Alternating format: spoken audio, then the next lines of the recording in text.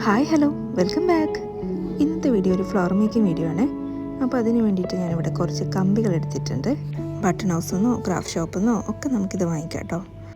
ഇനി അടുത്ത മെറ്റീരിയൽ എന്ന് പറയുന്നത് ക്ലിങ് ഷീറ്റ് അല്ലെങ്കിൽ ക്ലിങ് ഫിലിം എന്നൊക്കെ പറയും. ഫുഡ് ഐറ്റംസ്, ഗ്രോസറി ഐറ്റംസ് ഒക്കെ വാങ്ങിക്കുന്ന സമയത്ത് നമുക്കത് കവർ ചെയ്ത് കിട്ടുന്ന ഒരു ട്രാൻസ്പാരൻ്റ് ആയിട്ടുള്ളൊരു പ്ലാസ്റ്റിക് ഷീറ്റ്സ് ആണ്. അപ്പോൾ അത് ഞാൻ എടുത്ത് വെച്ചതായിരുന്നു. ഇനി ഞാനിവിടെ ചൂസ് ചെയ്തിട്ടുള്ളത് ഗോൾഡൻ കളർ കമ്പിയാണ്. അപ്പോൾ അതിൻ്റെ ഈ ഒരു ഗോൾഡൻ പാർട്ട് നമുക്കിങ്ങനെ അൺവൈൻഡ് ചെയ്തെടുക്കാൻ വേണ്ടിയിട്ട് പറ്റും.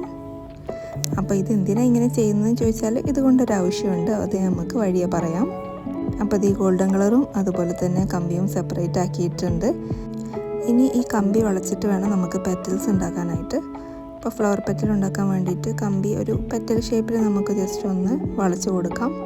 പെർഫെക്റ്റ് റൗണ്ട് ഷേപ്പ് കിട്ടണമെന്നൊന്നുമില്ല, ജസ്റ്റ് ഒരു പെറ്റൽ ഷേപ്പ് ആയാൽ മതി. അത് അതേ ഷേപ്പിൽ നിൽക്കാൻ വേണ്ടിയിട്ട് നമുക്കിതിൻ്റെ അറ്റങ്ങൾ തമ്മിലൊന്ന് ജസ്റ്റ് ഒന്ന് ചുറ്റിയെടുക്കാം.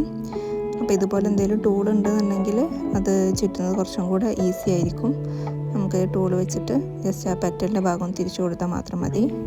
ഇനി നമുക്ക് നമ്മുടെ ക്ലിങ് ഫിലിം ഇതിൻ്റെ മുകളിലേക്ക് ചേർത്ത് വലിച്ച് കെട്ടാം കേട്ടോ. അപ്പോൾ ഒരു പോർഷൻ ഞാനിവിടെ ഇങ്ങനെ പിടിച്ചിട്ട് ബാക്കിലോട്ട് മറ്റേ പോർഷനാക്കി ഒന്ന് വലിക്കുന്നുണ്ട്. അപ്പോൾ ഈ ഒരു ക്ലിങ് ഫിലിമിൻ്റെ പ്രത്യേകത എന്താണെന്ന് വെച്ചാൽ സാധാരണ പ്ലാസ്റ്റിക് ഷീറ്റ്സ് പോലെയല്ല, വലിച്ചാൽ വലിയുന്ന ടൈപ്പാണ്. കുറച്ച് ഇലാസ്റ്റിസിറ്റി ഉള്ള ഒരു പ്ലാസ്റ്റിക് ഷീറ്റാണ്. ഇനി നമുക്ക് അതിൻ്റെ അറ്റം കമ്പിയോട് ചേർത്തിട്ട് നൂല് വെച്ചിട്ട് ഒന്ന് വരിഞ്ഞ് കെട്ടാം കേട്ടോ.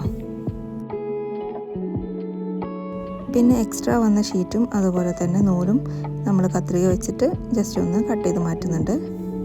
ഓക്കെ, അപ്പോൾ നമ്മുടെ ഫസ്റ്റ് പെറ്റൽ ഇവിടെ റെഡി ആയിട്ടുണ്ട്. ഇനി ഇതുപോലെ തന്നെ ബാക്കിയുള്ള പെറ്റൽസും കൂടെ ഞാൻ റെഡിയാക്കി എടുക്കുന്നുണ്ട്. നമ്മുടെ ഫ്ലവറിന് എത്ര പെറ്റൽസ് വേണമെന്നുള്ളത് നമ്മുടെ ചോയ്സാണ്. 3 പെറ്റലോ 4 പെറ്റലോ 5 പെറ്റലോ ഒക്കെ വെച്ച് നമുക്ക് ചെയ്യാം കേട്ടോ. അപ്പോൾ ഞാനിവിടെ 4 പെറ്റൽ വെച്ചാണ് ചെയ്യാൻ പോകുന്നത്. ഇനി നമ്മൾ നേരത്തെ മാറ്റി വെച്ച ആ ഒരു ഗോൾഡൻ പാർട്ട് ഉണ്ടല്ലോ, അപ്പോൾ അത് ഇവിടെയാണ് നമ്മൾ യൂസ് ചെയ്യാൻ പോകുന്നത് കേട്ടോ. അപ്പോൾ ഞാനത് ചെറിയ പീസുകളാക്കി കട്ട് ചെയ്തെടുത്തിട്ടുണ്ട്. എന്തിനാണെന്ന് വെച്ചാൽ ഈ ഫ്ലവറിൻ്റെ സെൻറ്റർ പോർഷൻ ആയിട്ടാണ് നമ്മൾ ഈ ഗോൾഡൻ പാർട്ട് വെക്കുന്നത്.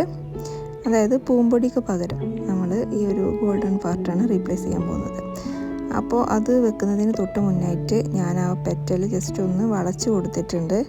ഒരു പെറ്റലിൻ്റെ ഷേപ്പ് ഒരു ഭംഗിക്ക് വേണ്ടിയിട്ടാണ് അങ്ങനെ ചെയ്തത്. എന്നിട്ട് അതിന് ശേഷം നടുക്ക് നമ്മുടെ ആ ഗോൾഡൻ കളർ പാർട്ടും വെച്ചിട്ട് പെറ്റൽസ് ചുറ്റിലായി അറേഞ്ച് ചെയ്ത് ഒരു ഫ്ലവറിൻ്റെ ഷേപ്പിലേക്കാക്കി മാറ്റിയിട്ടുണ്ട് കേട്ടോ. ഇനി നേരത്തെ നമ്മൾ ചെയ്ത പോലെ നൂല് ഉപയോഗിച്ചിട്ട് ഈ 4 പെറ്റൽസും ചേർത്ത് നമുക്ക് ഒന്ന് ചുറ്റിക്കെട്ടാം. അങ്ങനെ ഈ ഒരു ഫ്ലവർ ഇവിടെ റെഡിയായി.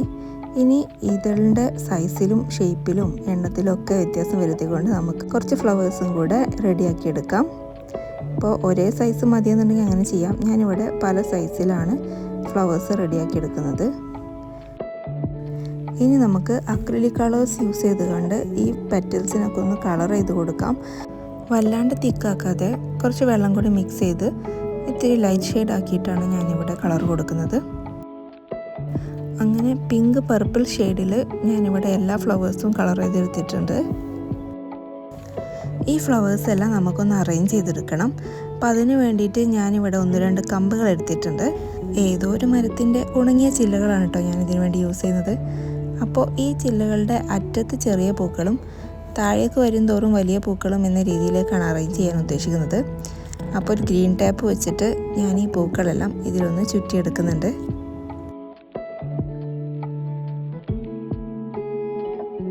രണ്ട് കമ്പുകളിലും നമ്മൾ പൂക്കൾ ഇതുപോലെ അറേഞ്ച് ചെയ്ത് കൊടുക്കുന്നുണ്ട്.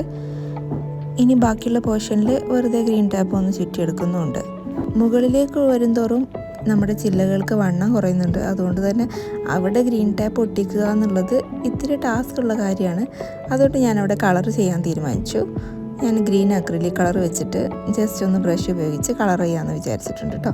അപ്പോൾ അതൊന്ന് കളർ ചെയ്തെടുക്കുന്നുണ്ട്.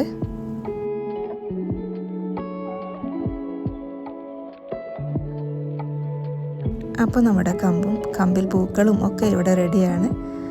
ഇനി നമുക്കിതൊരു ഫ്ലവർ വേസിലേക്ക് അറേഞ്ച് ചെയ്ത് കൊടുത്താൽ മാത്രം മതി. അപ്പോൾ നമുക്ക് ഫൈനൽ ലുക്ക് ഒന്ന് കണ്ടിട്ട് വരാം.